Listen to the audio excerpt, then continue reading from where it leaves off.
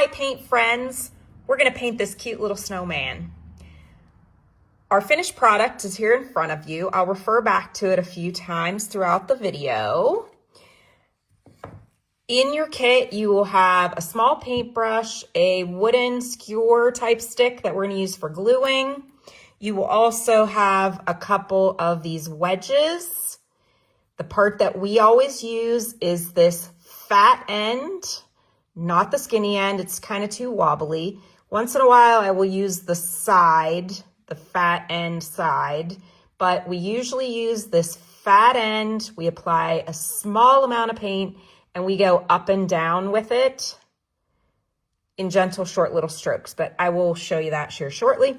There also is a pin stuck in one of your wedges so that you can use that for cleaning out paint. All right, so let's get started. You will have received all your loose pieces, and the first thing that I would do is sort them by color. You have two bases and you only need to paint one of them because they are going to get glued onto each other to create a thicker base so that you have room for your tab. You want to make sure when you're gluing them together that it's not like this. You need to slide them so that they are flush the whole way around. We're using wood glue, so you have some play time to make sure that you get that. Your hole needs to be nice and even with both pieces so that your tab fits down in there. You can glue it first if you want to and set it aside to dry, or you can do it at the end, but you only need to paint one of those surfaces. Here are the rest of your pieces. I already sorted another one, so let me slide that into view here. So we have the snowman body, which I'm gonna paint the face there for you here in just a second. I have one done so that it's dry for us for another step. So your snowman body, your base, your snow mound, and your snowflake will of course all be white, okay? And then we have our hearts, mittens, nose, and the rest of our pieces here. I started painting those just to save a little bit of time because you're basically going to do the same thing on most of your pieces.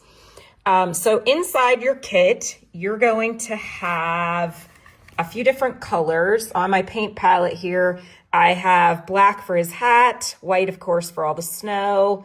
I have a burgundy red for the hearts. We're gonna mix up with some white for our pink, and that way you can do whatever shades you want. There is a teal that I used on my sample for the gloves and the greenery. I'm also gonna send some green so that if you want green gloves or the greener for your greenery, this is wood glue, not yellow.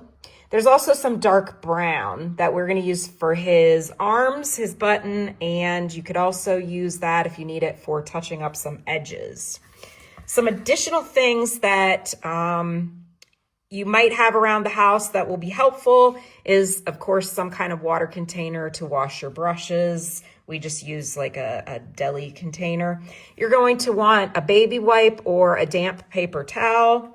And then optional is to have an old toothbrush. We have a few of these around the shop that we use to add some flecking or specks of paint. We'll show you that at the end. Okay, so there are basically two different things that I would do when I paint this snowman. You are going to take that wedge with the fat end.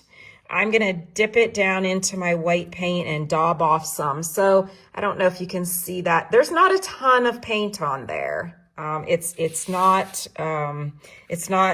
dripping with any kind of paint.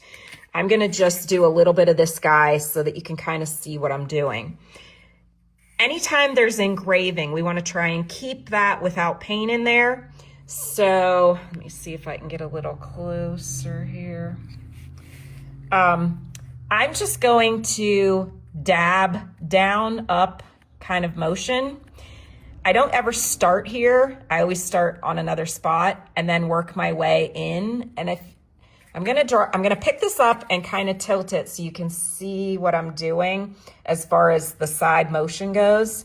I'm just doing short little strokes. Okay, it's just short little strokes. At this point, I don't have enough paint on there. Let me grab a little bit more.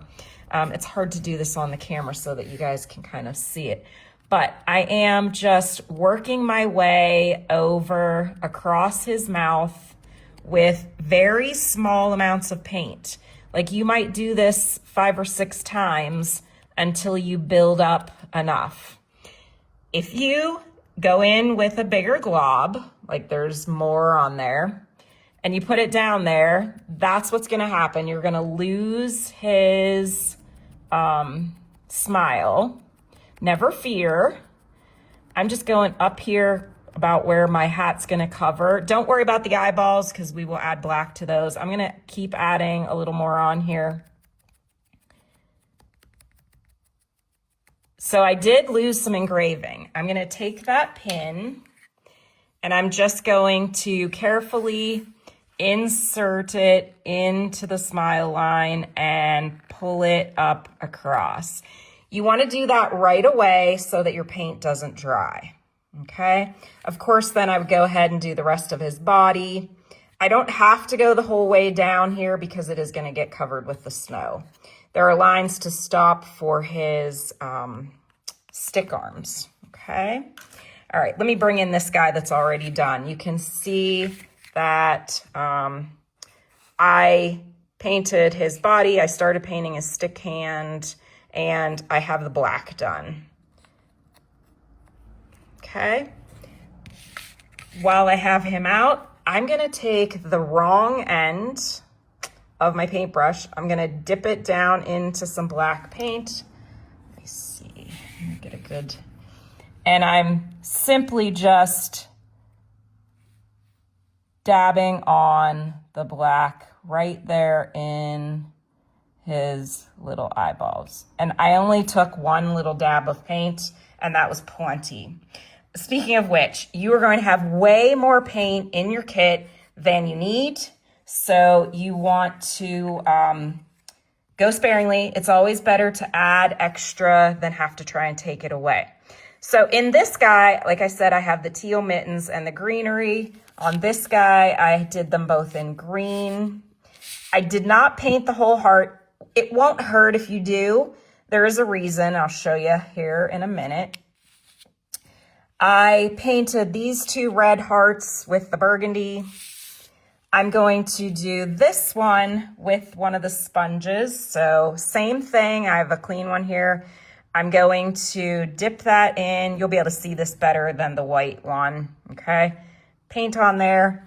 And I'm just gently dabbing it up and down. Up and down.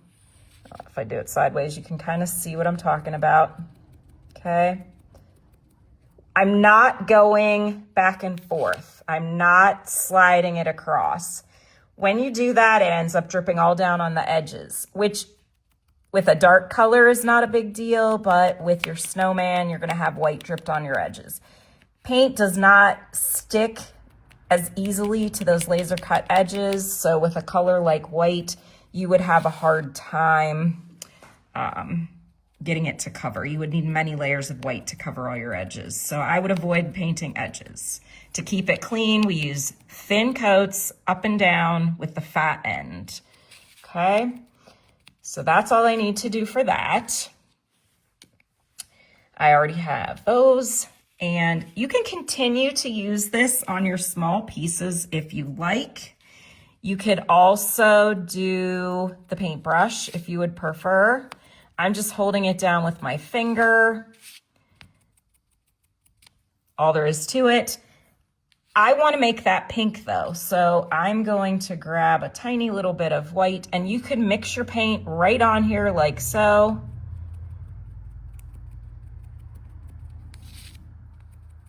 Or you can mix it on your palette. I like doing it this way sometimes because I can kind of blend or do some ombre. I did a lighter shade with my stripes, so they're dry already. But I'm just going to take a little bit of this burgundy, a little bit of white, and mix up. I think I'll grab a little more. Mix up my own color, and that's what I'm going to use for these stripes. Again, I'm just going to hold it with my finger now. When I do stripes, I like to go, this is my personal preference, I go close to my top edge on my piece, and then I turn it around. Now with this bottom guy, I'll just finish him, but then I'm gonna turn this around, and then I will finish. It's just cleaner for me, and just go straight across like so.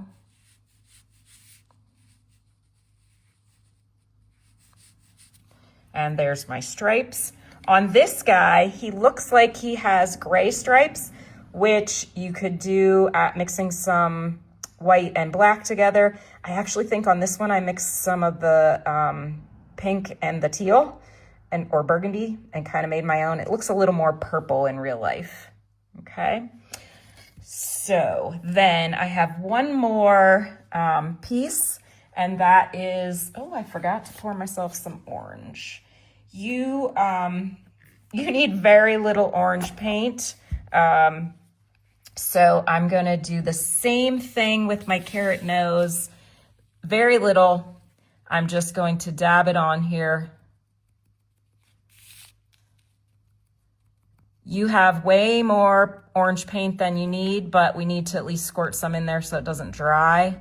So again, if you get it down in your engraving, just take your pin and clean it out if need be, okay?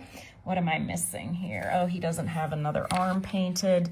So you can paint your arm with the brown, just like so, just like painting your stripe. Now, I had water in my brush, so it's gonna look a little bit lighter than this guy over here. But you can also use the baby wipe method, which will definitely make it look lighter, whatever you prefer. The other thing that you can do is use the baby wipe method on any of the colors.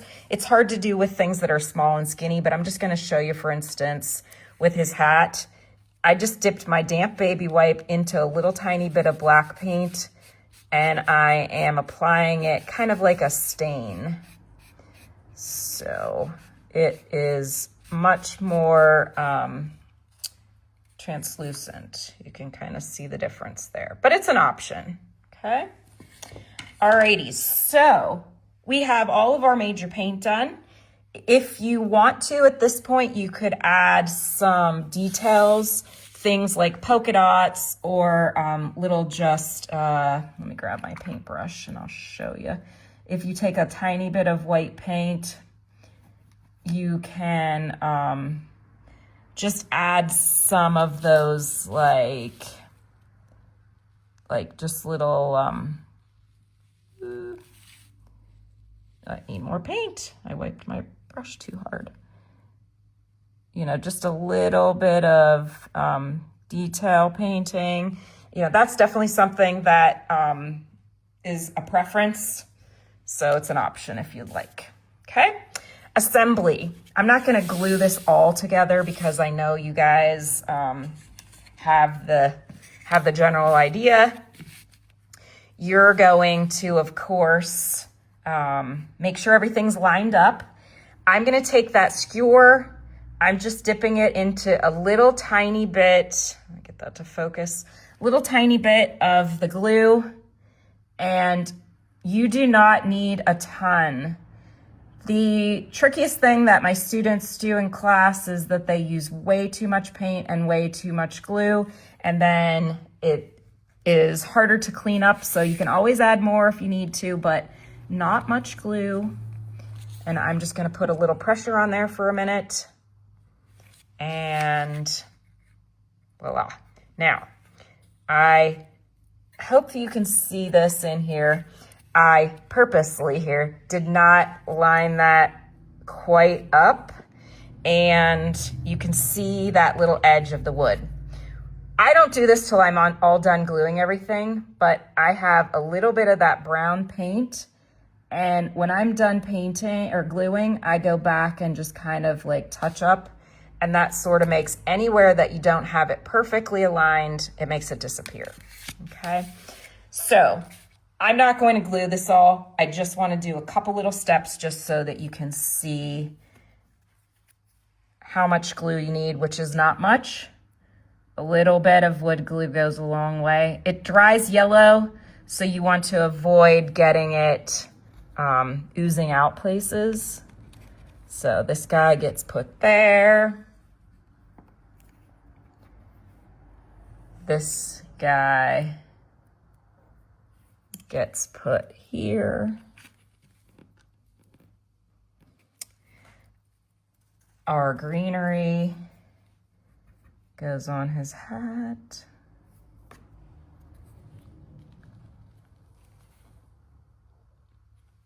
And the little heart goes on top of there. So once you have him all assembled, then you can, double check for any of those little edges. You can add any other details you would like. And this is where the toothbrush thing comes into play. If you like that look with that little extra, I just dampen my toothbrush, not soaking wet. I just tapped off some water. I'm going to get a little bit of white paint onto it. And then I pull back with my finger and just add some of that snow. It kind of goes all over the place. Once you've done it a while, you kind of can get the feel for it and get it more in a specific place.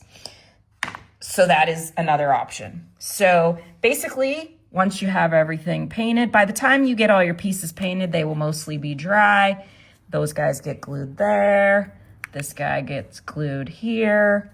This will be put onto there. Of course, you got his nose and his button onto his snowflake. And voila, I kind of like him with the green. So there's my green guy. Oh, I forgot his snow. His little snow right there. Okay.